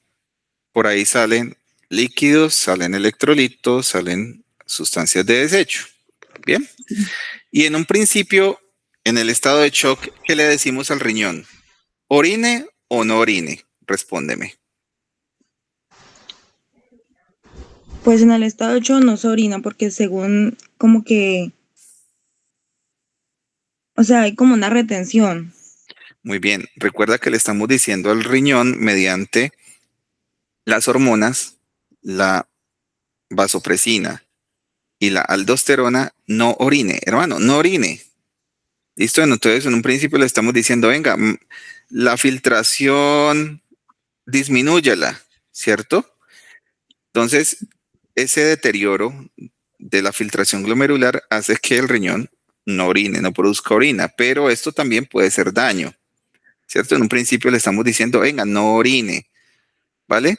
Pero si esto persiste, el riñón entra en isquemia y el riñón también se muere, las células del riñón se mueren, entonces se produce un fenómeno que se llama necrosis tubular aguda, entonces se va a generar la insuficiencia del riñón y ese riñón dañado, ese riñón que está muriendo, pues va a hacer que nuestro cuerpo se acumule o se llene de sustancias de desecho. ¿Cuáles son las principales sustancias de desecho del riñón? ¿Te acuerdas? No. ¿Has escuchado hablar de la urea, de los electrolitos? ¿Sí? Pues sí las he escuchado, pero pues que me acuerdo, no. Bueno, entonces para la próxima clase tú me vas a decir, nos vas a decir, ¿listo? Vale, Tú nos vas a decir cuáles son los principales productos de desecho de la orina que sale, bueno, que saca el riñón. ¿Listo? vale. Importante que lo tengan en cuenta porque vamos a pasar también al sistema renal más adelante y tenemos que hablar, bueno, ¿qué hace el riñón? ¿Listo? ¿Correcto? Bueno, listo. ¿Qué pasa con el sistema respiratorio? Vamos hablando del sistema respiratorio. En un principio, por todas las sustancias compensatorias como las catecolaminas, vamos a entrar en taquipnea. Primero, respire muy rápido y respire muy fuerte, ¿cierto? Pero poco a poco el pulmón se va, digámoslo así, el pulmón no va a poder simplemente con la respiración compensar esta situación, ¿vale? ¿Ustedes alguna vez han visto una persona que tienen que intubar?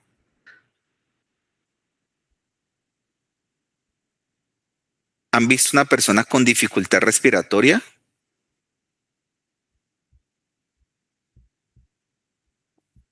En este tiempo que llevan ejerciendo en sus prácticas, ¿han visto a alguien con dificultad respiratoria?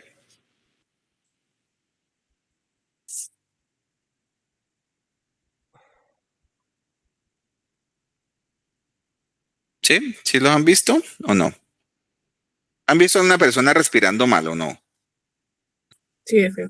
Sí, yo creo que sí. Bueno, entonces mire, el pulmón es muy eficiente. Simplemente con respirar un poco más fuerte y más rápido puede compensar. Pero hay momentos en los cuales los pulmones no son suficientes, ¿sí? Por ejemplo, cuando tú haces mucho ejercicio que tienes que parar sí o sí porque estás fatigado, estamos diciendo, no, el pulmón tiene que parar, o sea, el cuerpo tiene que parar un momentico y que el pulmón pueda compensar. Pero cuando una persona está enferma, por más de que él esté en reposo, los pulmones no son suficientes. Entonces, esa situación hace que que el pulmón entre en insuficiencia. Adicionalmente, existe un fenómeno que se llama el espacio muerto, que es básicamente el número de alvéolos ventilados y perfundidos. Recuerde que los pulmones también están llenas de células que necesitan sangre. Entonces, llega un momento en que no está llegando sangre suficiente a los alvéolos y se genera el aumento del espacio muerto, es decir, la capacidad pulmonar disminuye. Y ocurre algo, como necesitamos el sistema muscular para respirar, entonces llega un momento en que la respiración se hace cada vez más superficial y el paciente deteriora su ventilación, deteriora la oxigenación, retiene CO2 y entra en falla respiratoria y puede hacer paro respiratorio. Mire lo grave que puede llegar a ser el shock en cualquier persona. Hasta ahí cómo vamos. ¿Sí se entiende todo lo anterior respecto a cómo se van dando los mecanismos compensatorios y en este caso cómo se va mostrando, cómo se va dando el shock en cada uno de los órganos? ¿Se va entendiendo poco a poco? Hasta ahí cómo vamos. ¿Vamos bien? ¿Vamos mal? ¿Nos devolvemos? ¿Sí? Bueno. Estamos pensando en cada órgano, cómo vive el shock. La hemostasia, estamos hablando de las células sanguíneas. Entonces, recordemos de que todas las sustancias están en la sangre, ¿correcto? Entonces, las sustancias de la coagulación, las sustancias de la fibrinolisis, las sustancias de desecho están allí. Entonces, la hemostasia, todas estas sustancias acumuladas pueden generar aumento de la coagulación, puede aumentar los niveles de sustancias tóxicas en el cuerpo, ¿vale? El corazón, ¿cómo se comporta? Pues en un principio el corazón tiene que moverse muy rápido, tiene que moverse muy fuerte, pero también ocurre un agotamiento del corazón. El corazón también se agota, ¿bien? Y básicamente se pueden producir unas sustancias que se llaman factores depresores miocárdicos y ocurre este fenómeno que se llama la insuficiencia cardíaca. Por favor, tómelo en cuenta. Recuerde que al corazón en shock le exigimos mucho. Las hormonas dicen muévase más rápido y muévase más fuerte, pero él también tiene celulitas que nutrir.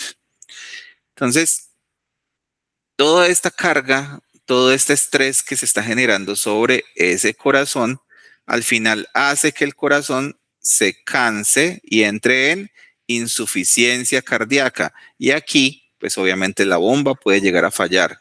Vienen arritmias, vienen disminución de la precarga, disminución de la poscarga, bien, disminución del gasto cardíaco. En el sistema nervioso central, pues en un principio, por las catecolaminas hay nerviosismo, hay agitación. Pero a medida que el flujo cerebral va disminuyendo, el paciente va teniendo disminución del estado de conciencia. ¿Hasta qué? Hasta que el cerebro, pues obviamente ya se queda sin oxígeno y falla y pues obviamente vendría la muerte. Bueno, ¿hasta ahí bien o no bien?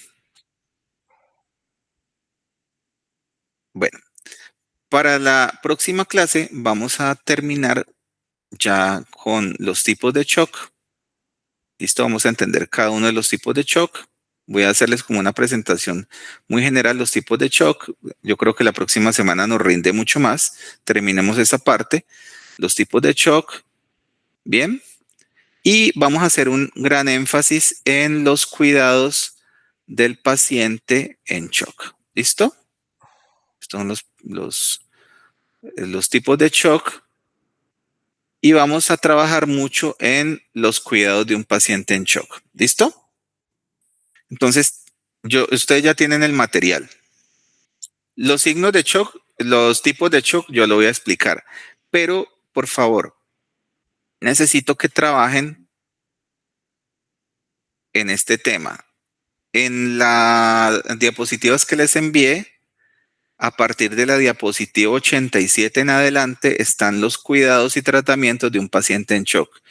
Necesito sí o sí que, por favor, trabajen sobre este tema. ¿Listo?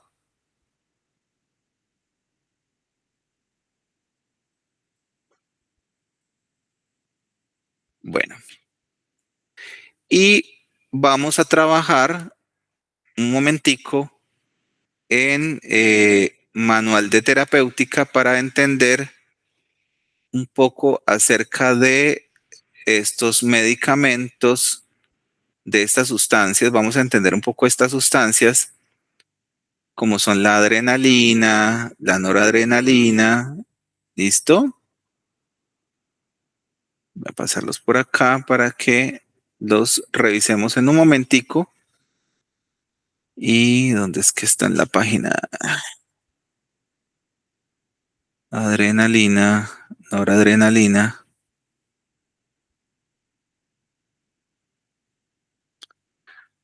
Denme por favor un segundito que se me perdieron. Adenosina. Listo. Bueno. Ya los encontré.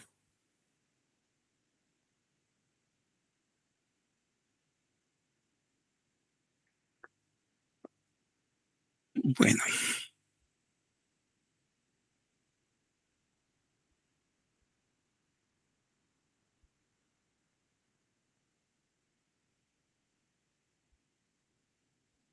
Bueno. Entonces tenemos aquí adrenalina, noradrenalina y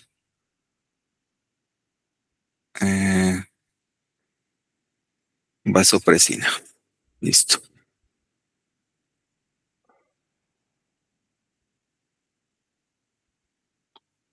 Niveles de la angiotensina. Y listo. Entonces, chicos, miren, ¿ustedes cómo están en la parte de medicamentos? ¿Bien, mal, regular?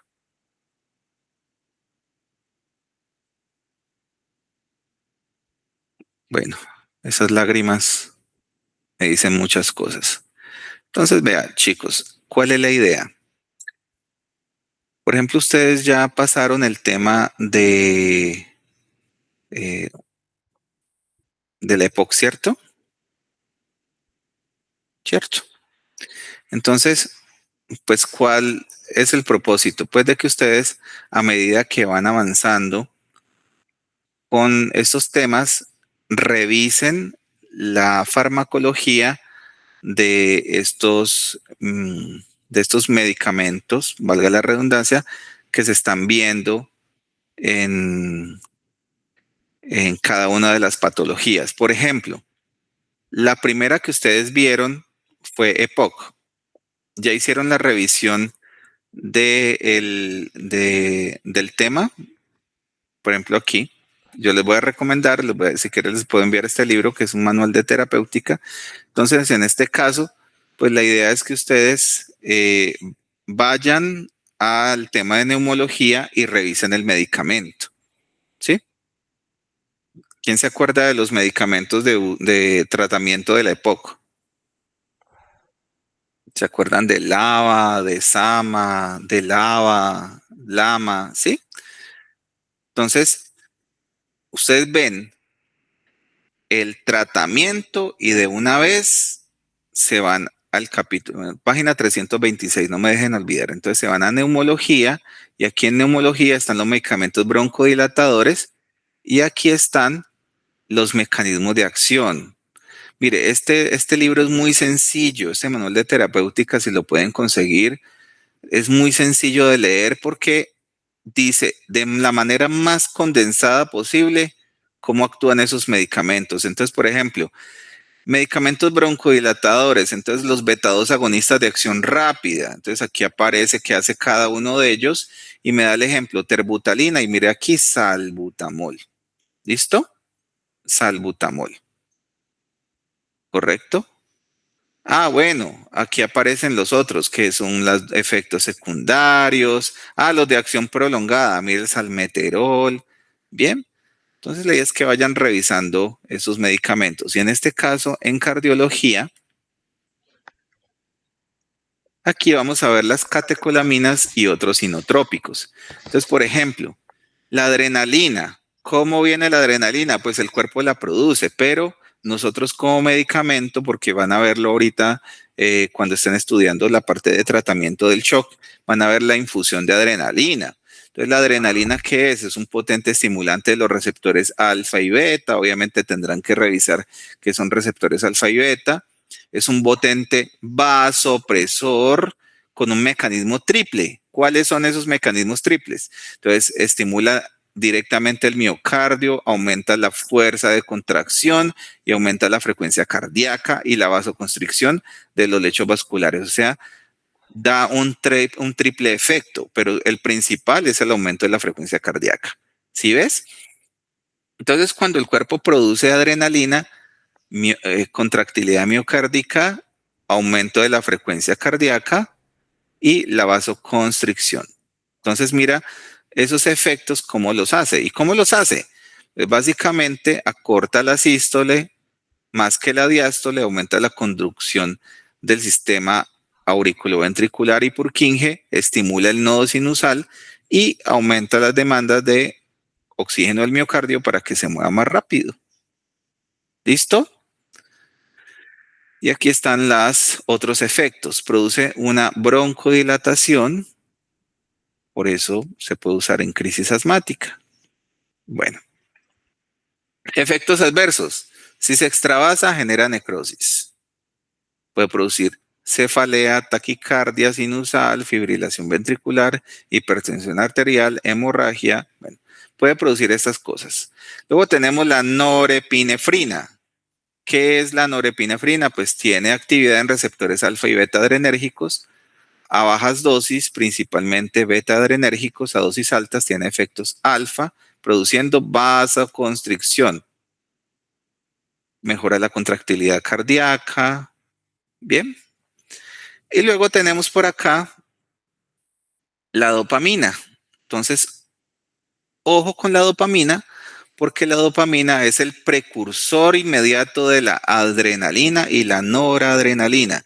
Y él tiene efectos a dosis bajas, a dosis intermedias y a dosis altas. ¿Ok? Eso lo van a ver también en las diapositivas, pero es importante que lo revisen aquí ¿qué? De un libro de farmacología. ¿Ok? Bueno, entonces cerrando. Tarea número 1, ¿cuál es?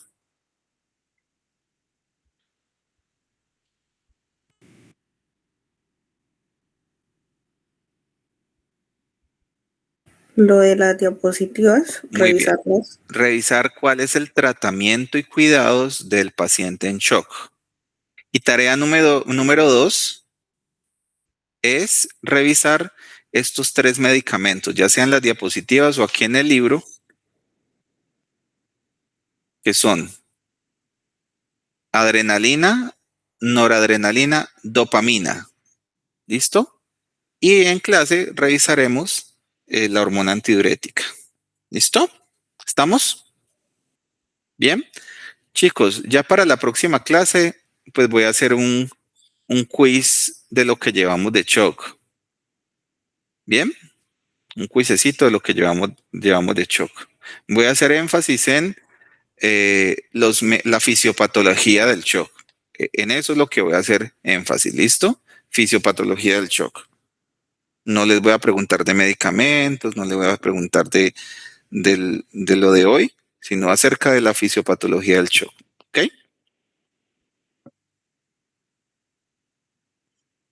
¿Listo, chicos? Bueno, ya la próxima semana nos veremos en clase y tendremos la oportunidad de revisar un poco más a fondo el tema. Terminamos la próxima clase shock y vamos a continuar con el tema de la interpretación del electrocardiograma. ¿Ok? Entonces, sí les solicito también para la siguiente clase si pueden traer electrocardiogramas. ¿Alguno alcanzó a pasar por el laboratorio de electrocardiografía?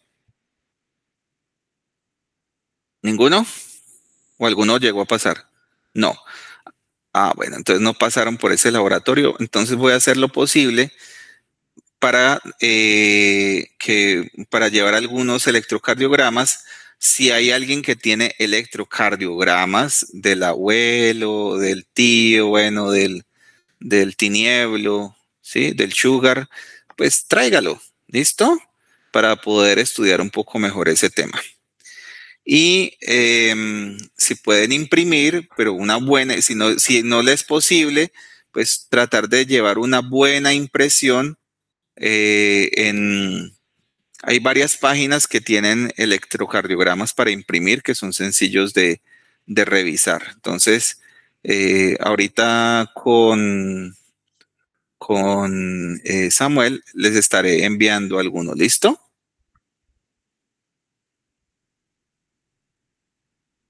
Bueno, chicos, hasta aquí dejamos por el día de hoy. Espero que les termine de ir muy bien. Ya, pues ya le digo a la